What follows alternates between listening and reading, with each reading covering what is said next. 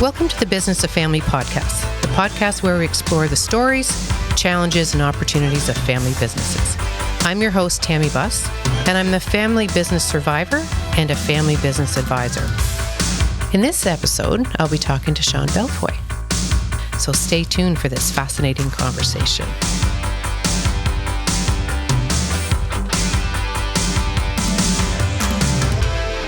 So welcome, Shawn. Thank you, Tammy. Happy to be here. Shawn, who is from Ottawa with Retirement by Design and in London with Bus Financial Group.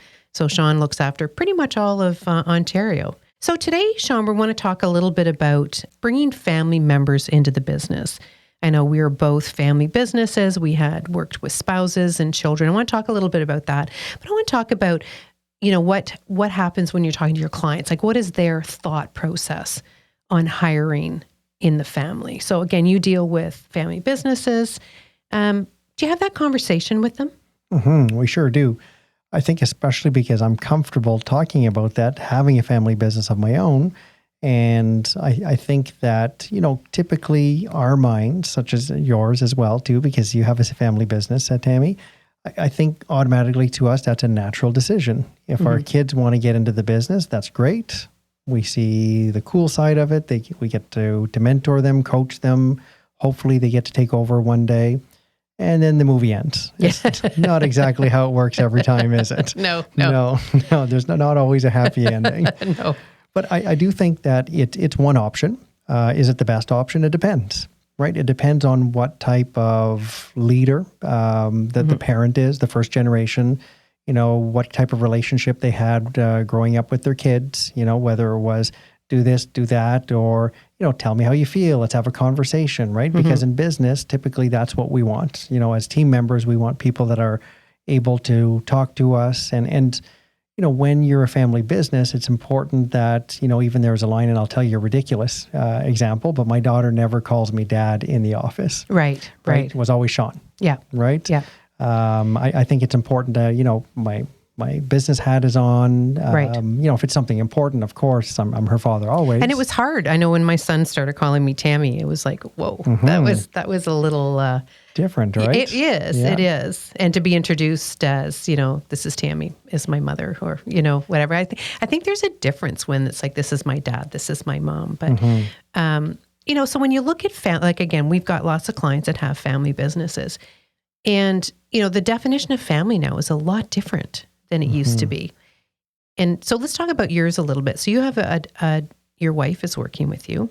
You have a daughter, but you also have 3 other children. Right. So when you look at bringing family members into the business, is there a system that you have? Is there a conversation that you have? Like, when do you decide to bring them in? Do you wait for them? Do you approach, like, how does that work in your family business? Then we're going to talk about some other family businesses. Sure. So in my family business, being a quick start, I quickly identified some skill sets in my oldest daughter, Andrea, that I thought could be good for a financial advisor. So of course I sold her on the business. I said, you need to come in and do this. It's going to be great. You'll see all these fun conferences we get to go on and all that. The rest is easy. Don't worry about it, right? So she came in and quickly, I think we identified together that that's not what she wanted to do.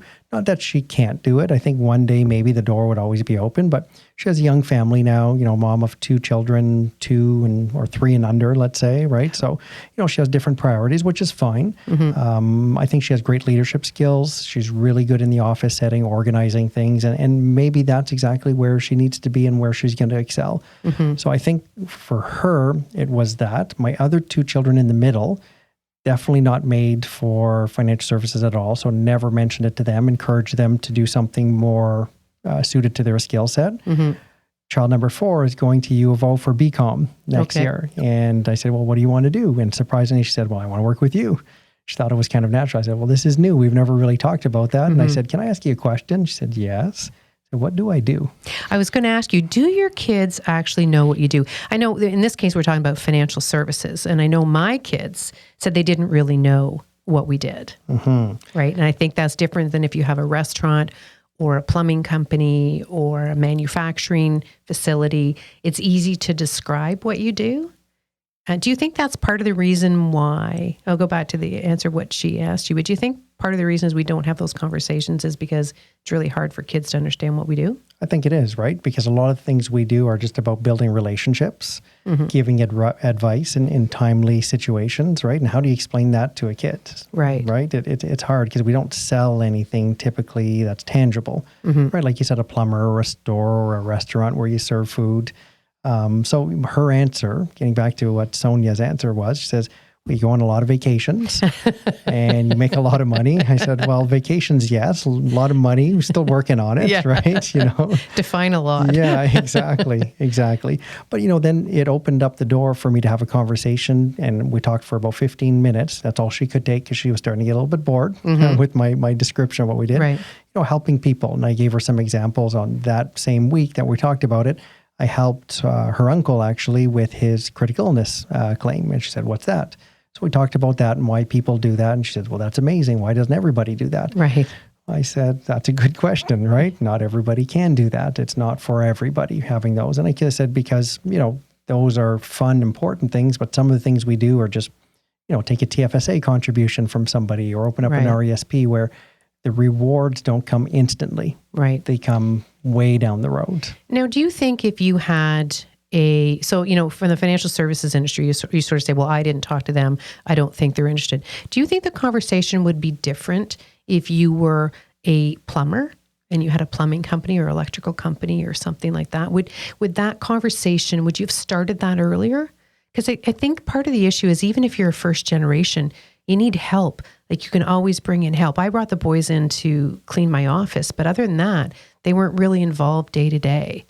Do you think the industry has a bearing on how to transition? I think so. Or if you can? That's a great question. Actually, I think if you were a plumber, you could bring your child to fix a sink or unclog a toilet or things like that. We can't bring our kids into an appointment with a client. No. And start showing them their file and their investments and, you know, all this confidential personal information that we promise to keep you know, secure. Yeah. So I think that makes a huge difference. All my kids came to the office at one point of time, either to scan paper files into our CRM, or like you said, clean the office, you know, dust my desk, do a spring cleaning, get rid of stuff that we didn't need anymore, things like that.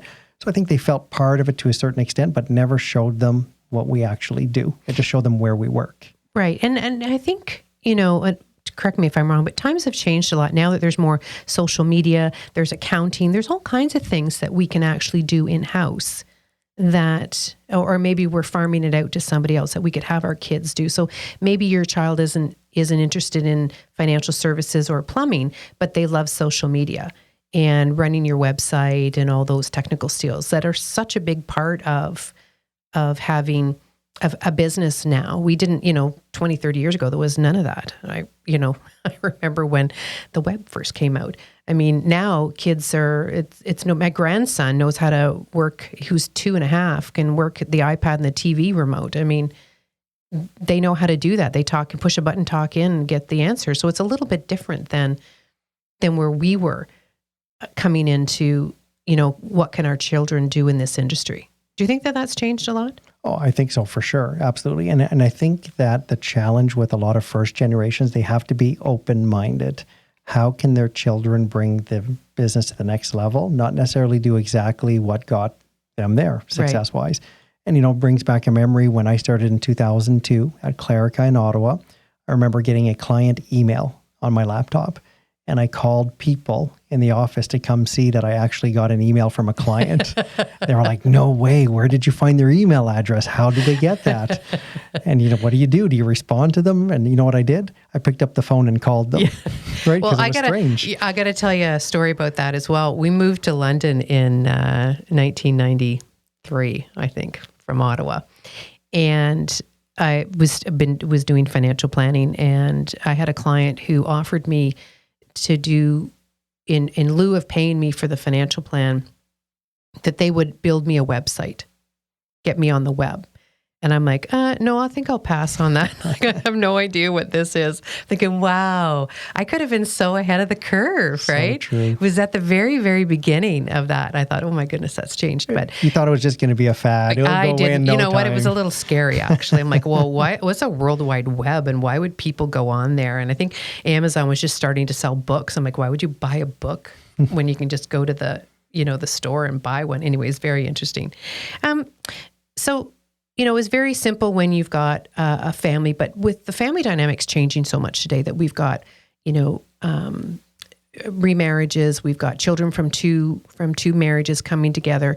Do you think that plays a part when you're looking at families and coming into the business? What happens if it's your stepchild or, an in-law or maybe your daughter's husband or wife? I mean, do we think about that? Do your families that you talk to now consider that, or is that even on the radar? Like, what do they consider family? I think it is. I definitely think that, if you can keep that circle closer to you, if that works for you, your style, and you can work with family, right? And it doesn't necessarily mean that a family member is the best suited person to do that job. I think that you're really fortunate if you can find a family member or extended family that can actually fill the position or have the skill set to do what you want them to do. But there's a lot of that. And, I have two family businesses actually that the husband and wife still work together, but they're now ex-husband and ex-wife, and they're still able to run a profitable business as business partners, and they both stay in their lanes. And I'm thinking about that. It's like, wow, right? Talk about focus on a business and being able to kind of push aside the rest of your feelings or emotions or, whatever it may be. It all starts with communication, right? So if you can keep that focused on the business and not in the family, because you're right, a lot of times you work well together in certain situations, but not in others. For sure. Right, for sure. So, when you go back to working with your family, do you find it some days it's hard? Like, do you treat your wife differently than you would a regular employee, or your daughter differently? She asked you to ask me that question, didn't she? I'm just asking that because, it's hard. It's hard. No, for sure. I think that everybody communicates differently with a family member, right? For good and for bad reasons, right? I sometimes feel like we're a little bit harder on them because we know what they can do and can't do. And sometimes it's just pushing them a little bit to be able to do the things that we know they're capable of doing. But you have to keep an eye on that too, right?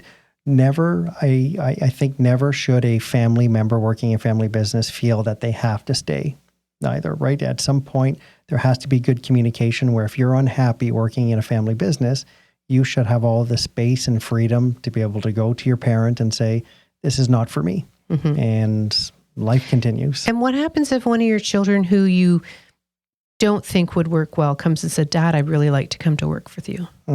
Good conversation, right, to have at that point. I think that you have to... Do you find a spot for them?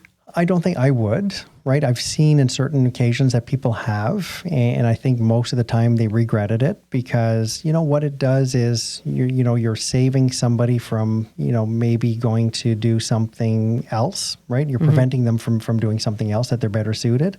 And think about if you have another child in the business that's doing really well. How do they feel, right? About all the accomplishments and progress and responsibilities that they've taken on. And now you're putting somebody, a wrong family member is the same as a wrong employee. Yes. Right? There's no difference. And, right. And you're only making it more complex. And the lack of respect then from the people around them. We can get into when you have children in the business and not in the business, there's a whole conversation we can have around equalization from an estate perspective in the business. When you have somebody working in the family business and somebody not, what's the entitlement or not entitlement? So that's a whole other conversation we'll get into, but I just want to focus on having, working with your family. So you mentioned you have a sixth generation family, and how did that work? How did that transition? Because I think I've mentioned in previous podcasts that I have a family that is five generations deep, going into 6 and 7 in the wings, that only went to the oldest boy. And this is the first generation that it will not go. So it's like a first transition for them, having never gone through it before. So what's it like for your funeral home at 6th generation? How did they manage that? I think it was just one of those things that, started great-great-great-grandfather, started an ambulance business with a funeral home, just kind of progressed from there. And these people actually, I used to work Is that like for an them. ambulance chaser? Is that like, is that like It's exactly where it comes is that from. insurance or a lawyer, or is that like the funeral home chasing the ambulance? That's actually, puts a visual in my Right? head. You get a paycheck either way, right? Yeah, Whether they that's survive or die, Yeah. right? It's just- You just wheel them out of the back and put them in the other side. That's right, of the other exactly. car. You're not wasting gas either way, right, on that call. But, for these people, I worked for their father who worked with his brother. And, there were two brothers working together. That's when I started working in the funeral industry. The one brother had two daughters and they didn't want anything to do with it. So he sold to his brother, and then his brother ended up having some health issues and sold to his children. And it went really well. I think the two children, I remember when I worked there, they were in the funeral home all the time. They were helping us place flowers. They were helping us clean.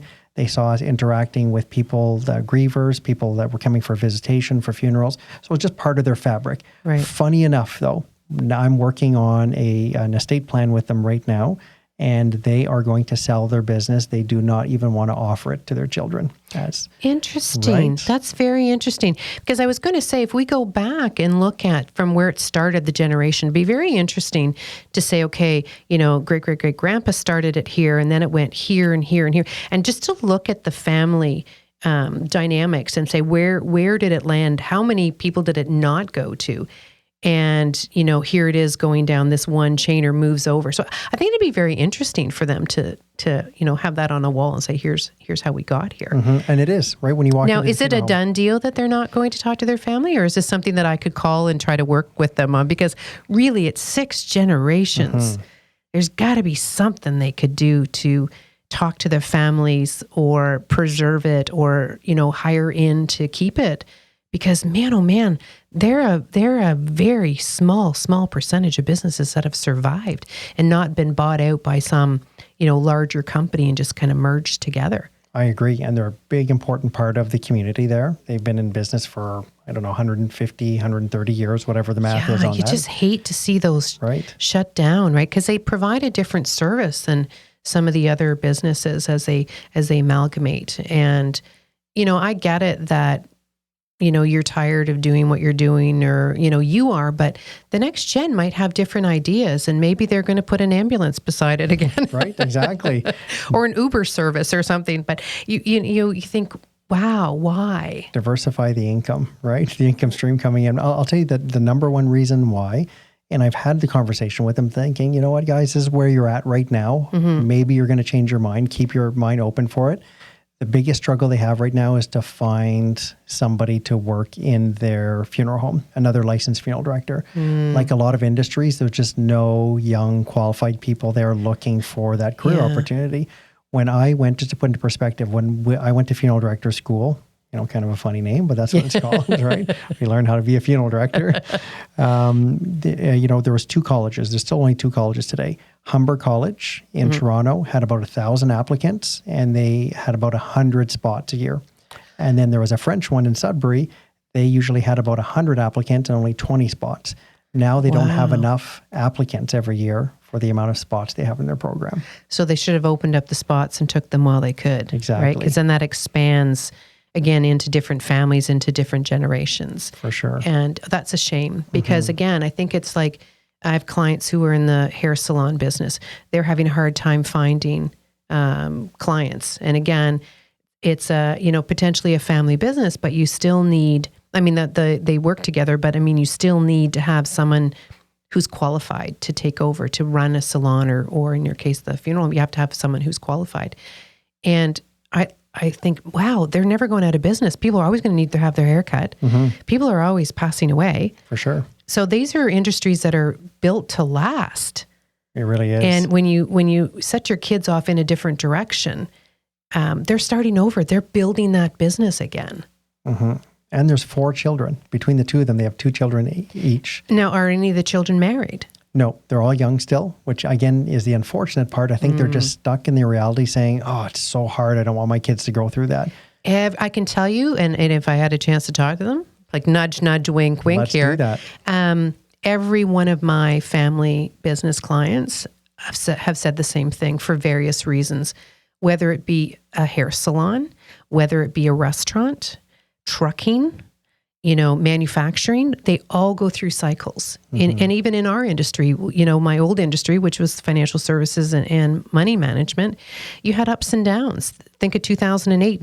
Who wanted to be in the money business in 2008, right? So there's all kinds of reasons why you want to push your family out in a different direction. And I don't disagree that they have to, get some experience, but man, oh man, don't look at all the negatives associated with working with the family, because what happens if one of their spouses become, interested? Because now you're going out and about. So they really only have to wait until their kids are a little bit older. They could hire if they could. Right. I guess the big thing is you're going to have to hire, because who's going to buy it? If they can't find someone to work with them, who's going to buy it? So again, this is when you lean into your family, right? Which is a family business, and bringing them into whatever business it is that you have. Right. And that's the other model also, right? Like you say, what if they were just the operators, and they found people to work the business, and they can just keep the business going, and financially that's a windfall for them for retirement. There's their retirement income coming. Yep. Right. I just think they're really a victim of what their current circumstances are, and they can't see anything past that. That's where they're at. I get that. And COVID really didn't help with a lot of businesses. I'm sure COVID didn't impact their business, but you think of, my restaurant families, my hair salon families, my retail families, like they were shut down, right? Shut down. So I guess the downside is everybody in the family was injured by that, as opposed to spreading it around. But I think it's really important, again, to be able to have those conversations with your family, because as we talked, it's not bad working with your family when you have boundaries and you have rules in place. And the right people. And just being allowed to discuss it and to bring it up to your family members. Even if you don't think they're interested, I think it's important that you start talking to them about it. Because I made this mistake. I have a son in the business and one not in the business. And I do think my son, who's not in the business, who's in the Navy, I think I've mentioned before, would be very good at doing this. So I think, there's an opportunity there. Had I wish I talked to him earlier about it? Yeah. And sometimes it's a little late. Not late forever, but late for the moment. For sure. Well said. So anyway, just as a wrap up here, one piece of advice when you're bringing a family member into the business, what would that be? Open, honest communication, right? Set the expectations, the boundaries. Make sure that when you're hiring a family member, that person, even if they weren't a family member, you would still hire that person into that position, right? Because it can affect the apple cart significantly if you have a larger team or even a medium-sized team. And it also puts the child in a bad place too, because people on the team will think that they're favored just because they're the son or daughter of, the owner, right? So there's a lot of bad things that can happen. But on the flip side, in my experience and in your experience with your son, there's a lot of wonderful, positive things that can happen if you do it right. I think that's the key, is to start the conversations early. One of our mottos is, it all starts with communication. And of course, we try to keep family businesses in the family, because we lose a lot when they go to big corporations. For sure. Anyway, I want to thank you very much, Shawn, for coming in today. I appreciate the, the drive you made from Ottawa to join us today, and hope to see you back. For sure. Thanks for having me, Tammy. I hope you enjoyed this episode. I'm Andrew Moss from BDO. Until next time, keep it in the family. If you like this episode, subscribe to the Business of Family podcast on your favorite listening platform. You can also find Blue Roots on Facebook, Instagram, and LinkedIn. On the next show, I'll be back with another amazing guest who will inspire you with their family business insights. Until then, take care and keep it in the family. This podcast is for informational purposes only and should not be considered legal, tax, investment, or insurance advice. Before acting on any advice, please contact your personal or company advisors.